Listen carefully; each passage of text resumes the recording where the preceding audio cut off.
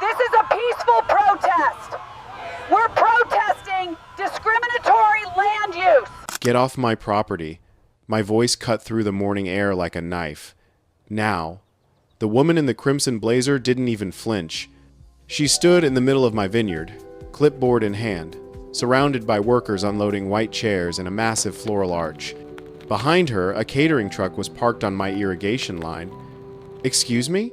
She lowered her sunglasses, revealing eyes that had perfected that look of disdain over years of HOA board meetings. "This is a community celebration space. We filed the proper permits." I walked closer, boots crunching on gravel I'd laid 3 summers ago. "Lady, I don't care what permits you filed. This is my vineyard. Those are my vines, and that truck is crushing my drip irrigation system." She smiled, the kind that doesn't reach the eyes. "Mr. Chen, I'm Linda Ashford, president of Sunset Ridge HOA. We've determined this unused portion serves as a buffer zone between our community and your agricultural activities. My daughter's wedding is tomorrow, and everything's approved." Approved by who? By me. That's when I knew. This wasn't a misunderstanding. This was war. 3 months earlier, I'd found survey stakes in my vineyard. Orange flags cutting through 15-year-old Cabernet vines that were just hitting their prime. I'm James Chen, third-generation winemaker.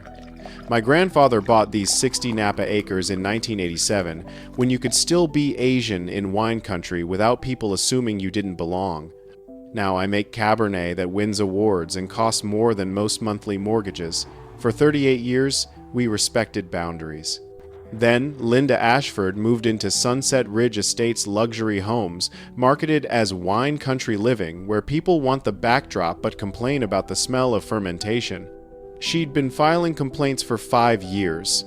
Noise violations, water usage, visual impact of my equipment. Every complaint dismissed. But when I found those survey stakes, I knew she'd escalated. The county clerk showed me the paperwork. Sunset Ridge HOA filed for a boundary review. They're claiming this section is community space based on historical use. Historical use? My hands were shaking. Not from anger, from fear. I prune those vines every week. You'll need documentation. I spent that night pulling records. Harvest logs, soil tests, irrigation schedules, every piece of paper proving I'd worked that land continuously. Then I hired Maria Gonzalez, property rights attorney who'd fought corporate land grabs. She reviewed Linda's claim and laughed. "James, this is absurd. You pay taxes on it. You actively farm it. She has no case." "Then why does my stomach hurt?" "Because she's betting you'll give up before she loses." She was almost right. Over 2 months, Linda filed motion after motion, each dismissed, each costing me money and time I needed for bud break, the most critical season. I was 48 hours from losing my spring crop when the phone rang. "Mr. Chen?" Brad with Elegant Events, confirming venue access for tomorrow's setup. My blood went cold. "What venue?" "Sunset Ridge Community Space, the Ashford wedding. That's my vineyard. We were told it was HOA property." I hung up and stared at the ceiling. She was doing it anyway, setting up a wedding on land she'd already lost legal claim to. Maria's words echoed, "People like Linda don't care about winning legally." That night I barely slept. I sat on my porch watching the moon over vines my grandfather planted, thinking about what this land meant. Not just livelihood, proof we belonged here. By dawn Friday, the first truck arrived. White rental van rolling through my gate like they owned it. I grabbed my phone, started recording, walked down. 2 men unloaded chairs. "Sir, please step back. We are on a schedule." "You're on my property," I said, keeping my voice level. "Without permission," he blinked. "We have a contract," Miss Ashford assured us. "Miss Ashford doesn't own this land. I'm James Chen." The owner. He looked genuinely confused. "We've got $50,000 worth of setup. The wedding's tomorrow." "Then you better call Miss Ashford and ask why she lied." More trucks arrived. Florists, caterers, a DJ, all with the same story. All confused, all making urgent phone calls. Then Linda's white Mercedes pulled up. She climbed out in designer jeans and that red blazer. Her daughter Emily followed, looking embarrassed. The groom trailed behind. "James," Linda called cheerfully. "Perfect timing. Can you show them the setup area?" "Linda, send everyone home. This is private property." She laughed. "Don't be ridiculous." The HOA board voted this as community event space. The board can't vote on land they don't own. The boundary review determined was rejected 3 weeks ago. "You were copied on the decision?" Her smile faltered, then recovered. "Miscommunication, but we have a wedding tomorrow. 200 guests. Venue cost $85,000. Surely we can work something out?" "Work something out?" I couldn't believe it. "You tried to steal my land. When that failed, you scheduled a wedding anyway, and now you want to negotiate?" Emily stepped forward. "Mr. Chen, I didn't know." "Emily, be quiet," Linda snapped. She turned back to me, mask dropping. "Fine, play hardball, but every vendor here is witnessing you obstruct a legal event. That's actionable." "Let me be clear." I stepped closer, my heart pounding so hard I could hear it. "1 chair on my property, I call the sheriff. 1 tent stake in my ground, I file criminal trespassing charges. If you think I'm bluffing, test me." We locked eyes. Behind her, workers had stopped. "You're making a mistake," she said quietly. "No, Linda. You made the mistake when you thought you could push around the quiet Chinese guy next door." She stormed to her car. Emily gave me an apologetic glance. They drove away, tires spitting gravel. The vendors slowly packed up. I felt bad for them. But this wasn't my problem. By noon, everyone had left. The vineyard was quiet except for wind through the vines. I called Maria. They just tried to set up anyway. Video, every second. Good. Filing for emergency restraining order now. The judge granted it within 2 hours, but I knew this wasn't over. I spent Friday fortifying my property line. Temporary fencing, signs, cameras. Hired Marcus retired sheriff's deputy to patrol overnight. "Man," he said, "I've seen crazy HOA stuff, but a wedding on someone else's land?" Friday night, I barely slept, checking cameras. Saturday morning broke clear and warm, perfect wedding weather. I made coffee, sat on my porch, waited. At 8 a.m., Officer Reyes called. "We've received a report you're blocking access to a public event." "Officer, there's no public event. I have a restraining order granted yesterday." He checked. "You're right. If she filed a false report, that's a problem." An hour later, he showed up, reviewed everything. "Want to press charges?" "Not against the vendors, but Linda Ashford?" "Yes." Around 2 p.m., Marcus called. "Boss, you need to see this. Cars line the road outside my gate. People in wedding attire setting up chairs. In the road. Blocking Silverado Trail. We're guests of the Ashford wedding," a man explained. "Since you blocked the venue, we're having it here. In a public road?" Deputies arrived. Started writing tickets. That's when I saw her. Linda with a megaphone. "This is a peaceful protest. We're protesting discriminatory land use that prioritizes agricultural greed over community values." She'd turned her daughter's wedding into a protest. Against me. In the chaos, Emily stood crying while her groom tried to comfort her. I walked over. "Emily, I'm sorry." She looked up, mascara running. "Mr. Chen, I didn't know Mom was planning this. I thought we had an actual venue." Linda appeared. "Emily, don't talk to him." "Mom, this is insane. My wedding is ruined." "Your wedding will be beautiful once we get access." "There is no venue, Mom. You lied. You tried to steal someone's land, and now everyone knows." Linda's face went white. "I was doing this for you." "No, you were doing this for you." "Like everything else." Emily grabbed her groom's hand. "We're leaving." They drove away. Linda stood in the middle of the road, her protest crumbling, her daughter gone. For a moment, I almost felt sorry for her. The story went viral by morning. HOA President's Wedding Protest Blocks Trail. By Tuesday, CNN, Wine Country Karen tries to steal Vineyard. Our spring release sold out in 48 hours. Waiting list hit 2,000 names. I should have been happy. Instead, I felt exhausted. Wednesday, Emily knocked on my door. I wanted to apologize for everything. Did you have your wedding? She smiled sadly. Courthouse. Yesterday. Just us. It was actually perfect. I'm glad. Mom resigned from the HOA. Dad's filing for divorce.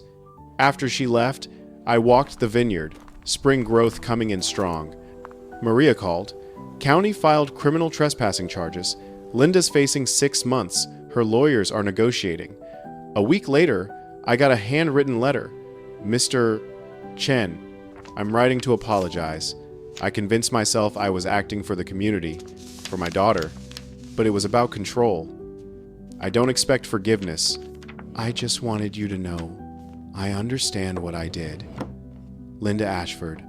I folded it, put it in my desk, not to treasure, to remember. But 3 weeks later, Maria called with news that changed everything. James, we need to talk, in person. She showed up looking worried, first time I'd seen her rattled. Linda's lawyers found something. My stomach dropped. What? A county permit application from 2018, filed by the previous HOA president. It's vague, but it requests consideration of the land as potential community recreation space. I felt the world tilt. That was 7 years ago. Her lawyers are arguing it shows good faith belief the land might be available. They're pushing for dismissal of criminal charges.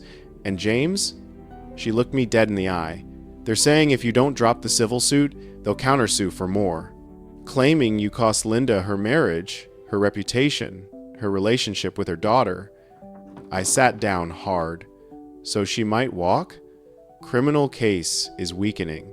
Civil suit is still strong, but it goes to trial, which means months more.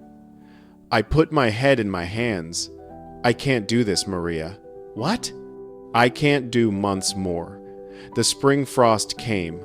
I lost 15% of my crop because I was in depositions instead of running smudge pots. My sleep's destroyed. My blood pressure's through the roof. And for what? You want to settle? I want my life back. We sat in silence. Wind moved through the vines with that sound I'd known my whole life. What would you tell another farmer in your position? Maria asked quietly. I'd tell them to fight. Then why aren't you taking your own advice? Because I'm 48 years old and I feel 80. Because I'm wondering if winning legally is worth losing everything else. She stood. If you settle, Linda gets to say the 2018 permit justified her actions. Every farmer dealing with HOA pressure will hear that and give up faster. That's not fair. Neither is what's happening to you. But the question is whether you can live with walking away. After she left, I walked to the section Linda tried to claim. The vines were leafing out, new growth reaching toward the sun. I ran my hand along the wire trellis, feeling the roughness. This land had been in my family 38 years.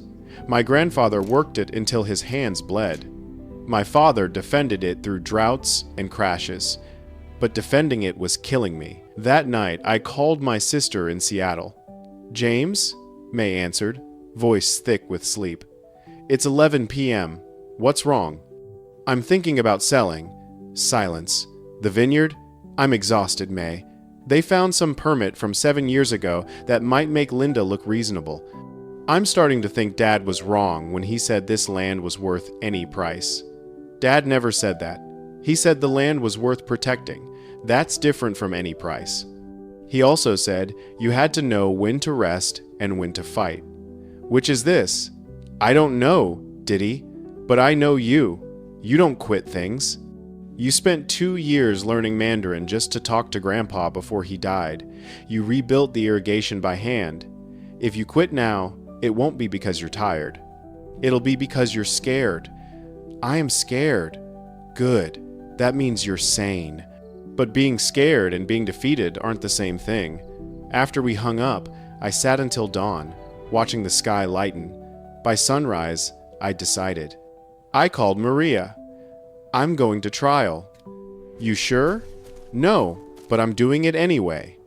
Those 2 weeks before trial were hell. Late spring frost came 3 nights in a row, temperatures dropping to 29 degrees.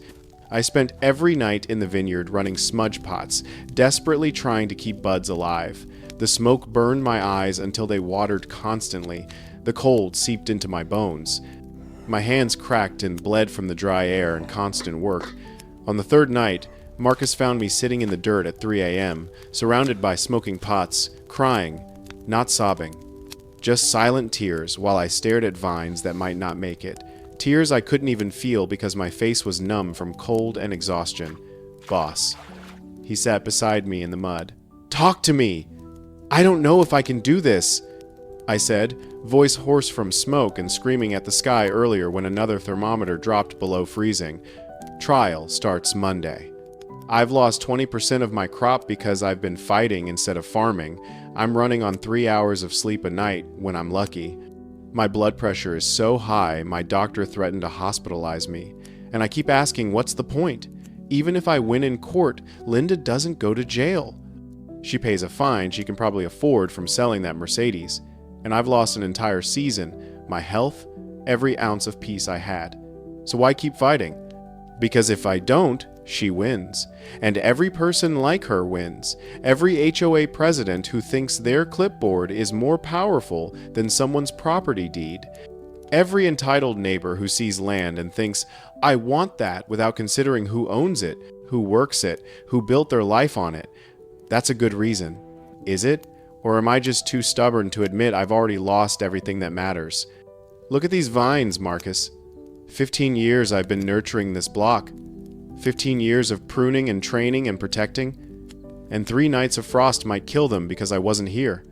Because I was in depositions and courtrooms instead of doing my actual job? Some defender of the land I turned out to be.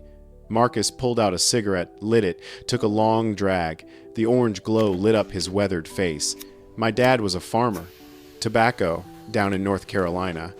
When I was 15, the county tried to rezone his land as residential.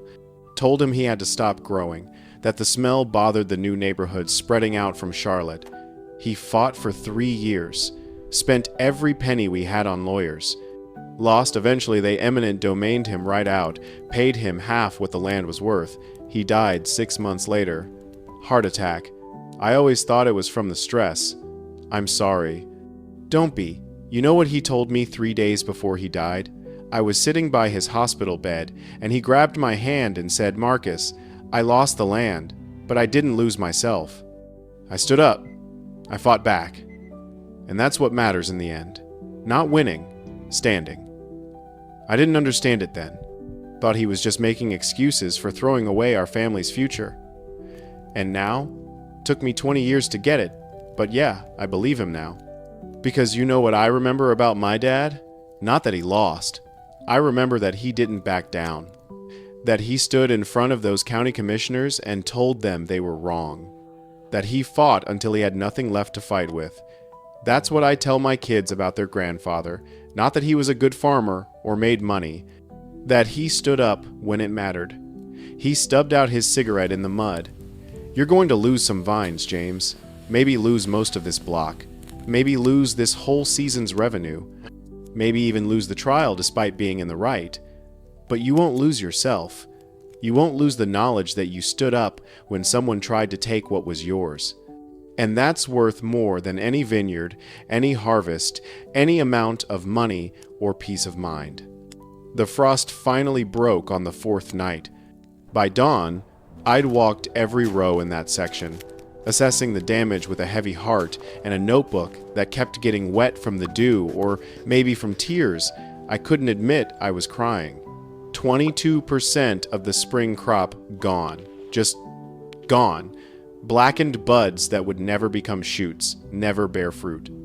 The surviving vines were stressed, leaves curling at the edges, looking fragile and vulnerable in a way that made my chest tight.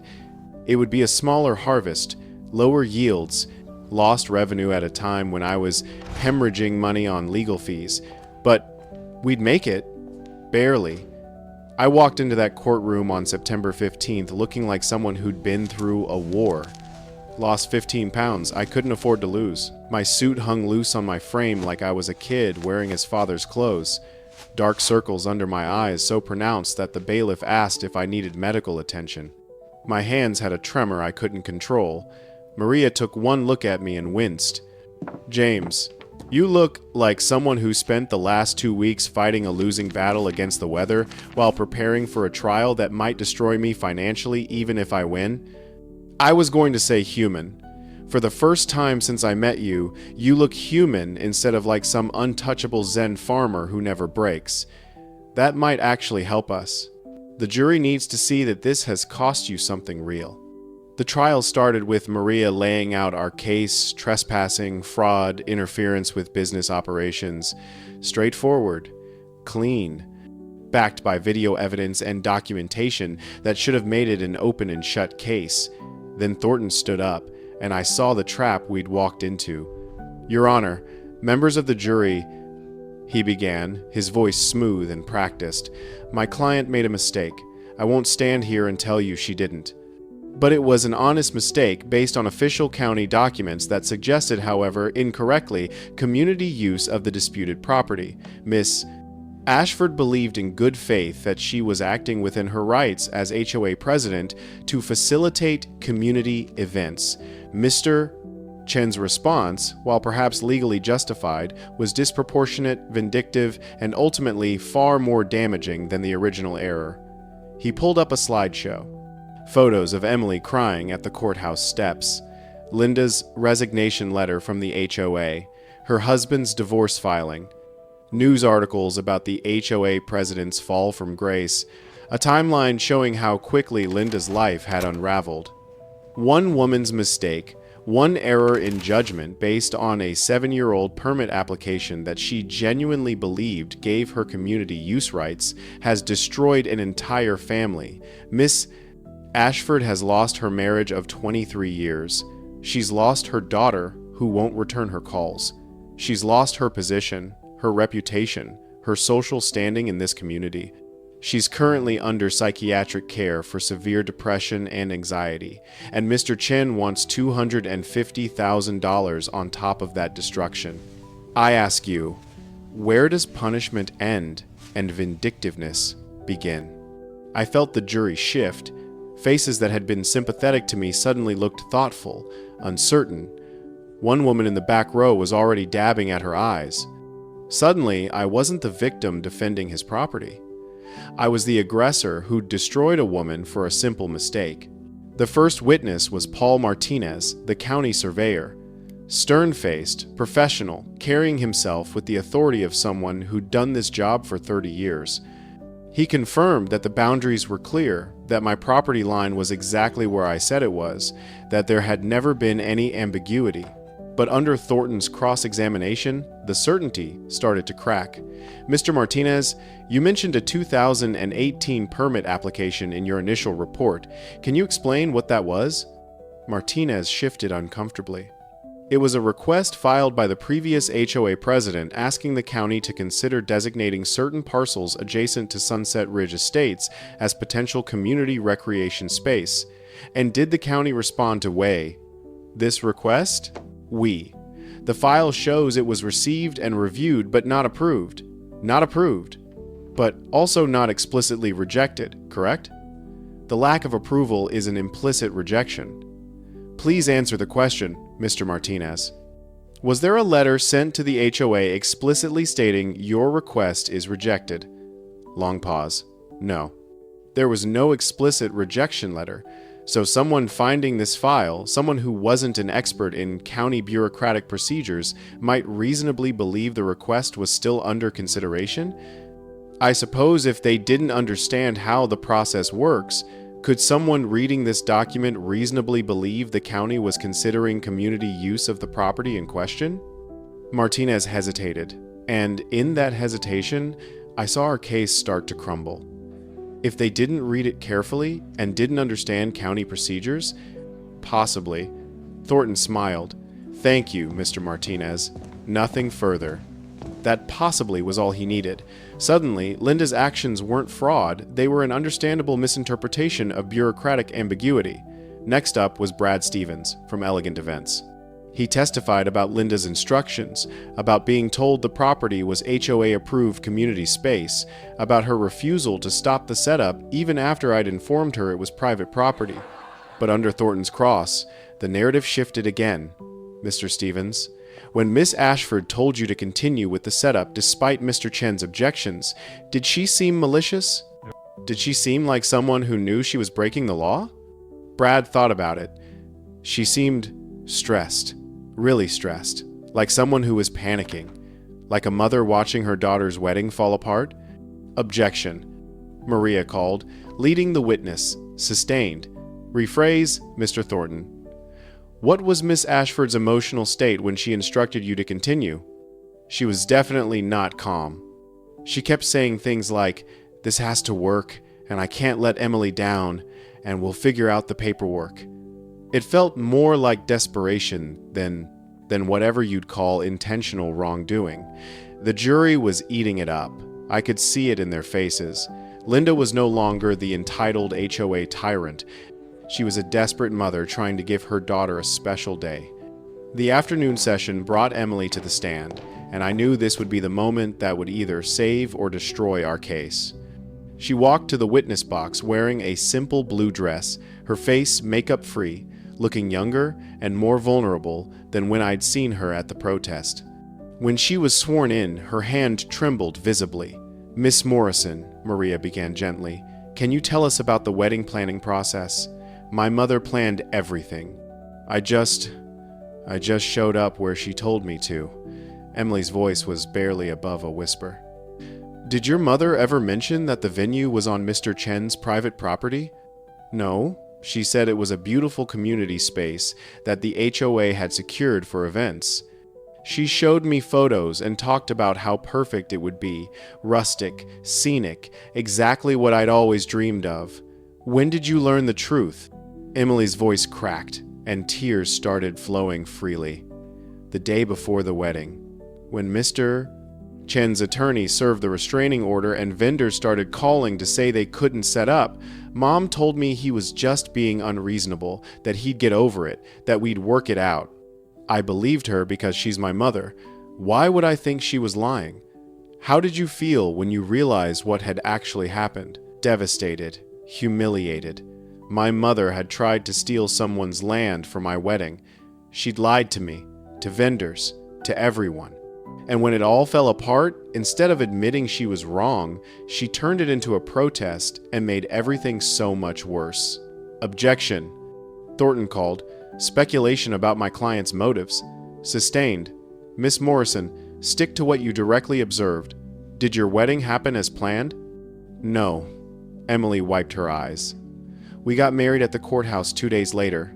Just us and 2 witnesses. My dad didn't come because he and Mom were already fighting about the divorce. The groom's parents didn't come because they were so embarrassed by the whole thing. It was supposed to be the happiest day of my life, and instead I spent it crying in a courthouse bathroom, wondering how my mother could do this to me. Are you close with your mother now?" Emily looked directly at Linda for the first time, and the pain in her expression was visceral. "No, I haven't spoken to her since the day of the protest. She's tried calling, texting, showing up at my apartment, but I can't. I can't look at her without remembering that she was willing to steal from someone, to lie to me, to destroy everything for some perfect Instagram moment that mattered more to her than actually caring about what I wanted." The courtroom was absolutely silent. Even the court reporter had stopped typing. "No further questions," Maria said softly.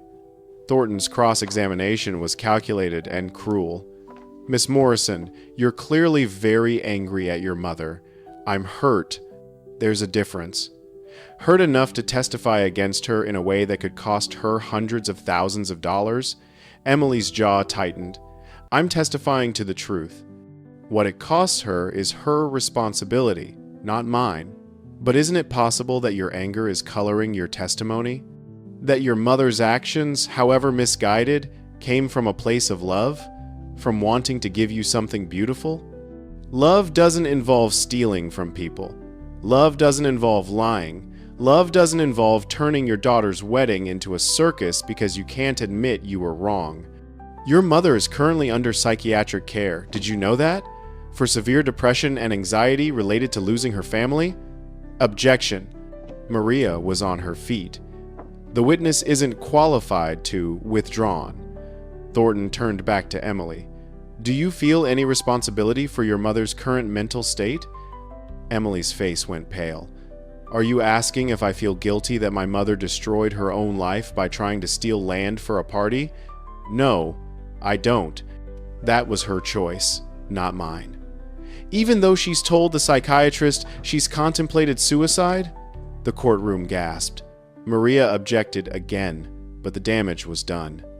The jury had just heard that Linda was suicidal, and Emily, the daughter who'd cut her off, showed no remorse. After Emily stepped down, there was a recess. In the hallway, she approached me, her face wet with tears. Mr. Chen, I'm sorry.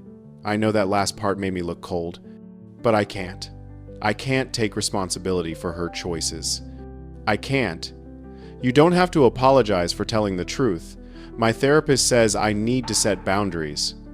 That I can't let her guilt me into accepting behavior that hurt me just because she's suffering the consequences now. But it's hard. She's still my mother. Boundaries are important. Sometimes they're the most loving thing you can enforce. That's what my therapist says. It doesn't feel loving, though. It feels like abandoning her when she needs help. And there it was, the gray zone. Emily wasn't cold or heartless. She was a daughter torn between protecting herself and feeling guilty for her mother's pain. Linda wasn't a simple villain. She was a woman who'd made terrible choices and was now suffering genuine consequences that hurt everyone around her, including herself. The next morning brought the protest footage, and I thought this would be our moment of vindication.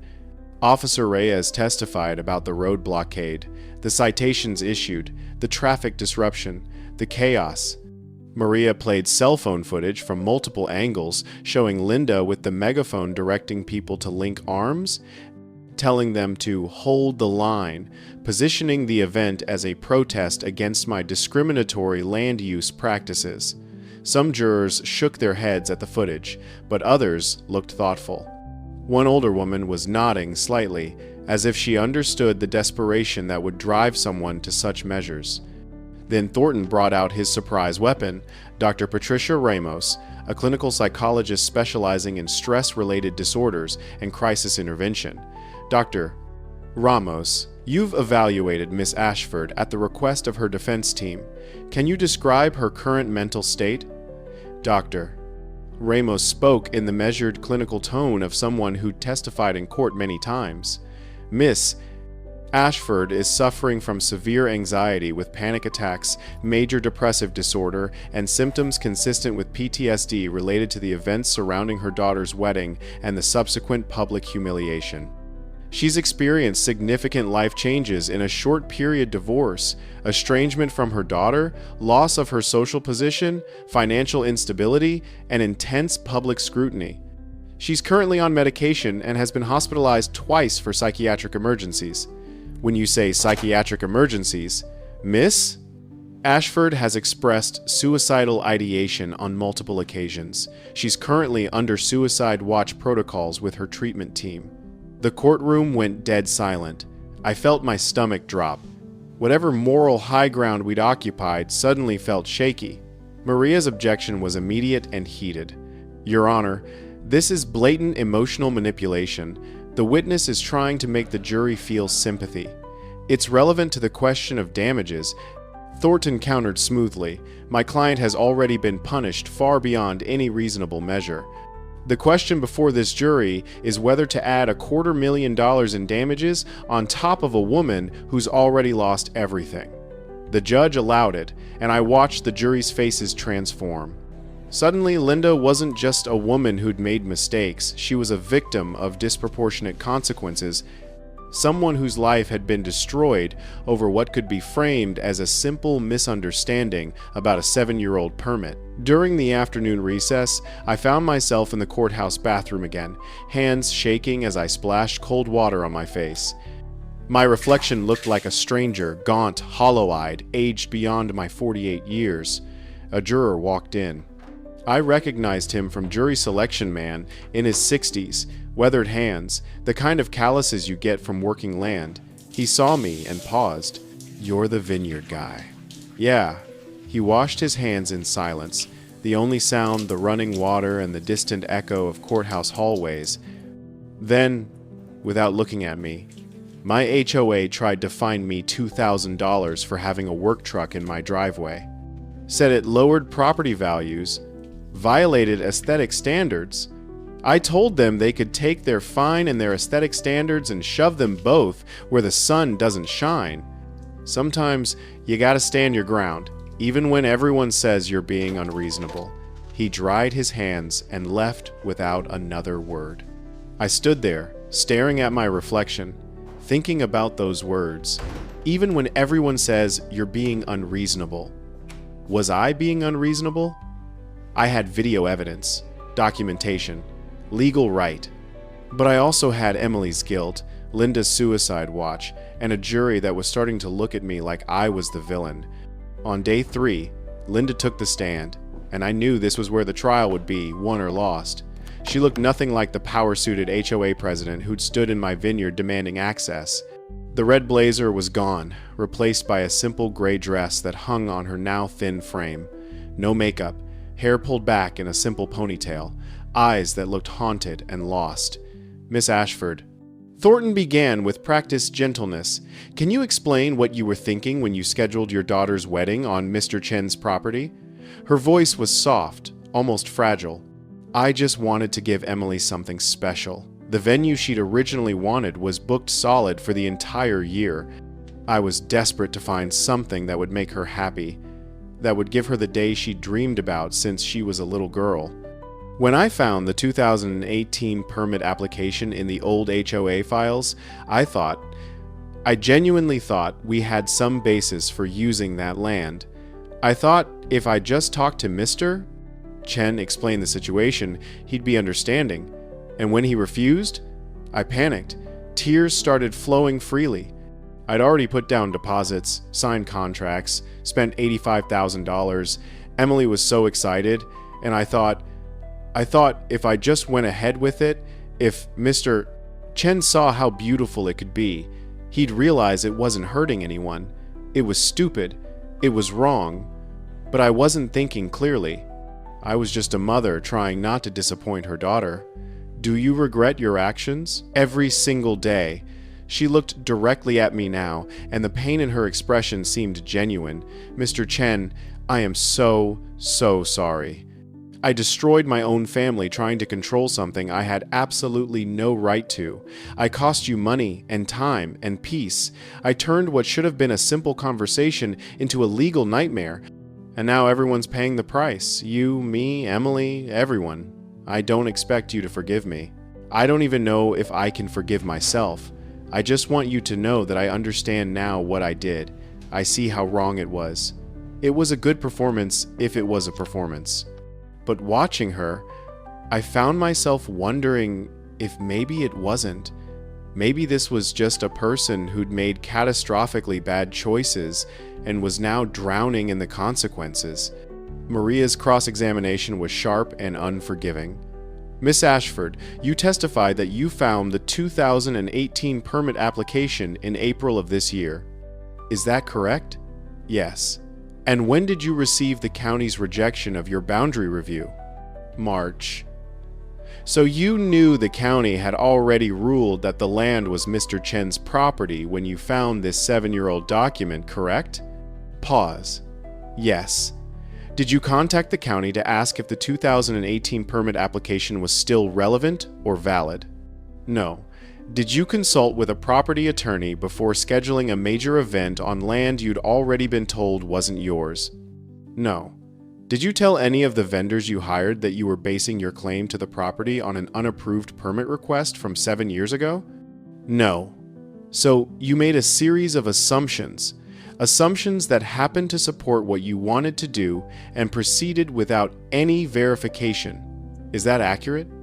Linda's composure began to crack. I thought, I wanted to believe that we had some right to the land. I made a mistake. You've apologized repeatedly in this courtroom. Very emotional, very moving. Apologies. But did you apologize to Mr. Chen before he filed suit? Before you were facing legal consequences? I know. Did you offer to pay for the damage your vehicles caused to his irrigation system? No. Did you offer to reimburse him for the time he spent dealing with your trespassing? No. Did you acknowledge any wrongdoing before you were caught and facing public humiliation? I was trying to protect my reputation. Exactly. Maria's voice was like ice. You weren't sorry for what you did. You were sorry you got caught. You weren't apologizing for trespassing and lying. You were apologizing for the consequences. There's a difference, miss. Ashford. The jury's expressions shifted again, but I couldn't tell which direction they were leaning. Some looked angry. Some looked sad. Some just looked confused and exhausted, the way I felt. Closing arguments came on day 4, and by then I was running on pure adrenaline and stubbornness. Thornton went first, painting Linda as a tragic figure brought low by a cascade of consequences that far exceeded her original error. Ladies and gentlemen, we all make mistakes. The question before you today isn't whether Miss Ashford made a mistake. She clearly did. The question is whether the punishment has already exceeded the crime. She's lost her marriage, lost her daughter, lost her position in the community. She's under psychiatric care. She's contemplating suicide, and now Mr. Chen wants $250,000 on top of all that. At what point does justice become vengeance? At what point do we say, enough? Maria's closing was surgical but measured, and I could tell she was walking a careful line. Members of the jury, we all have sympathy for Miss Ashford's current situation. No one wants to see a person suffering, but let's be very clear about how we got here. Miss Ashford made a choice. She had months to make this right, months to apologize, to compensate Mr. Chen, to acknowledge her error. She chose not to. She chose pride over principle. She chose to escalate rather than apologize. She chose to turn her daughter's wedding into a protest rather than admit she'd been wrong. Those were her choices, and choices have consequences. She pulled up one final image on the screen, my vineyard at sunset, rows of vines stretching toward the mountains, the light catching on leaves that had somehow survived frost and stress and neglect. This land has been in the Chen family for 38 years. It's not just property, it's legacy. It's proof that immigrants belong here, that hard work matters, that the law protects everyone equally, not just the powerful, not just the well-connected. When we allow people to take what isn't theirs because they're sympathetic, because they cry convincingly in court, because we feel bad about their mental health, we lose something fundamental.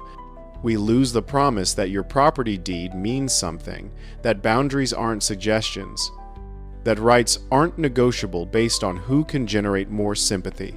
The jury deliberated for 6 hours. 6 hours where I sat on a bench outside the courtroom, unable to eat, unable to think, just watching the clock tick forward while Marcus sat beside me in silent solidarity.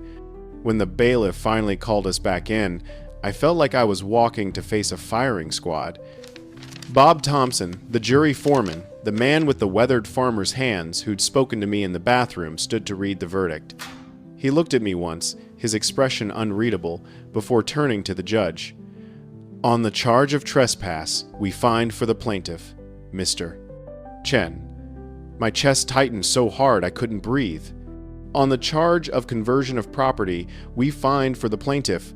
On the charge of interference with business operations, we find for the plaintiff every single count.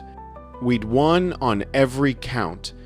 Damages awarded to plaintiff, $127,000 for demonstrable financial losses, $50,000 for legal fees and costs, $35,000 in punitive damages.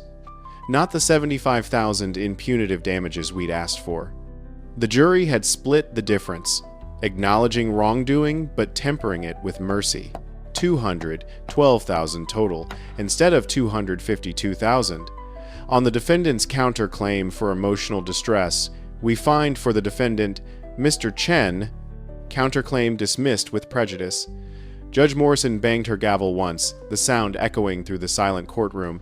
Miss Ashford, you are hereby permanently restrained from entering Mr. Chen's property or contacting him directly by any means.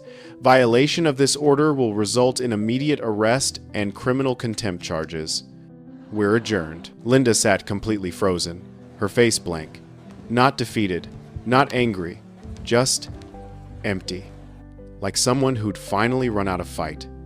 Outside, the courthouse steps were swarming with reporters, cameras, microphones, thrust forward like weapons. I gave the briefest statement I could manage, my voice hoarse and cracking. This wasn't about revenge. It was never about revenge.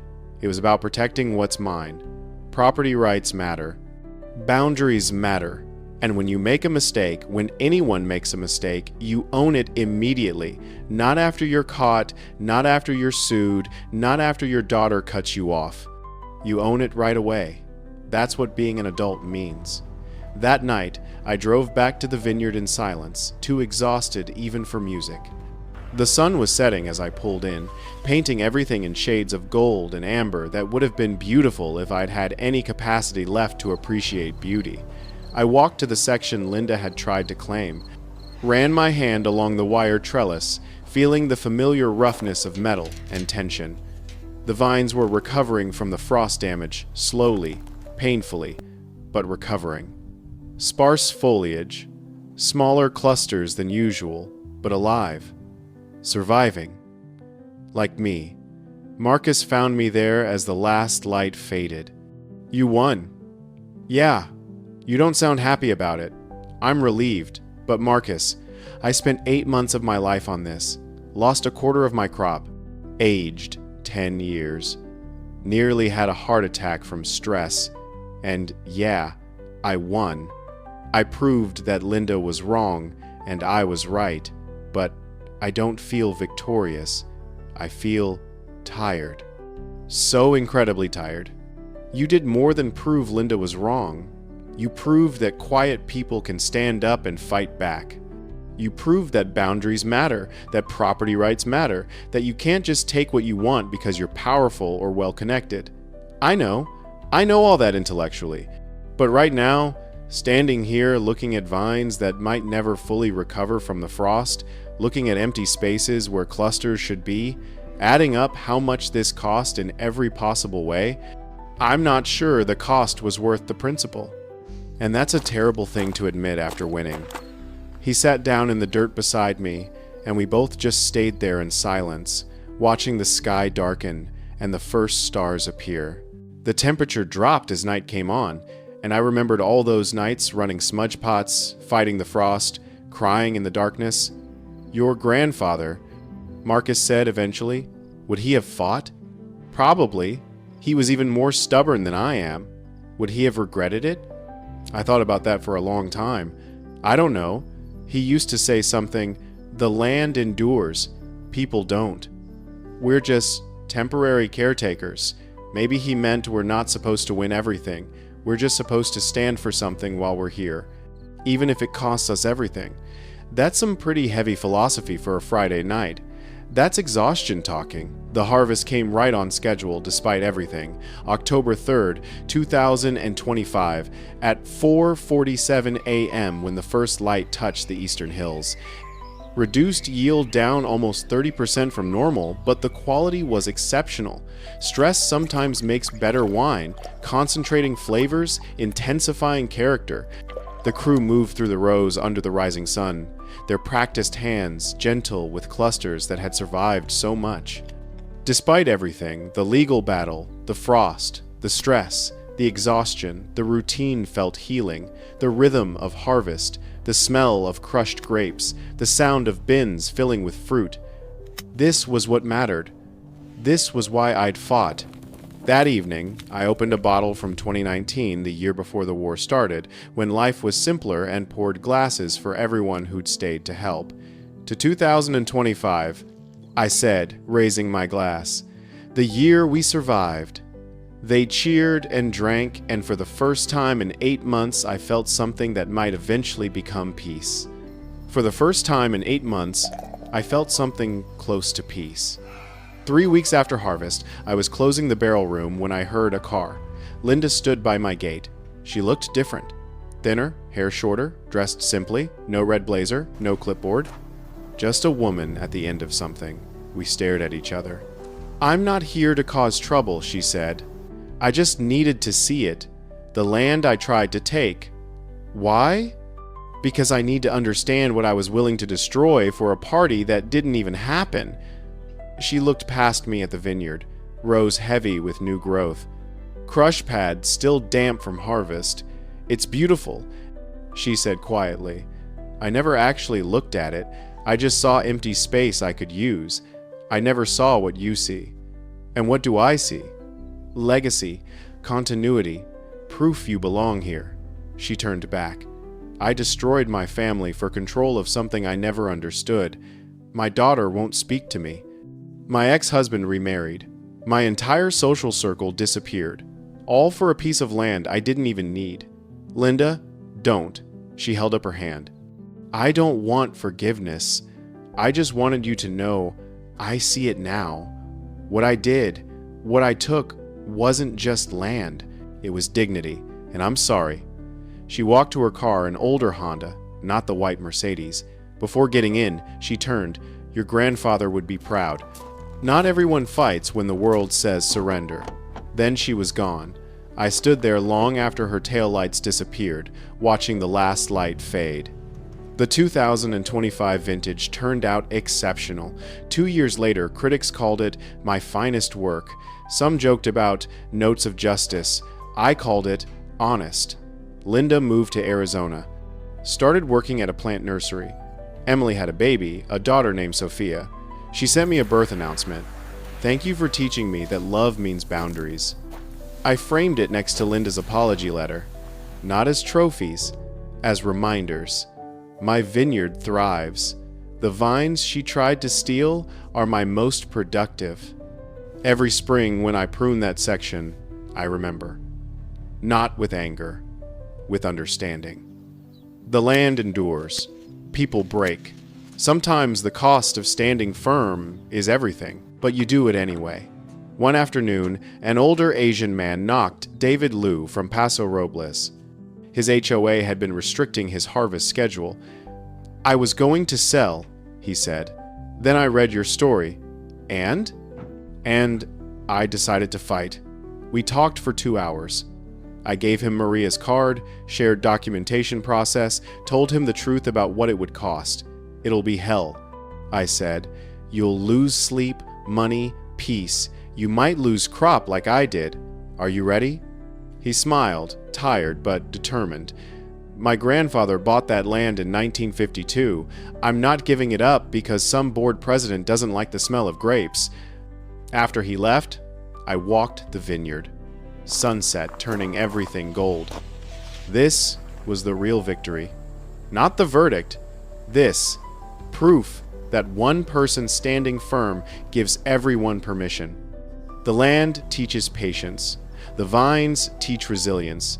The fight teaches you who you are when everything else is stripped away. On 60 acres in Napa Valley in 2025, I learned all three.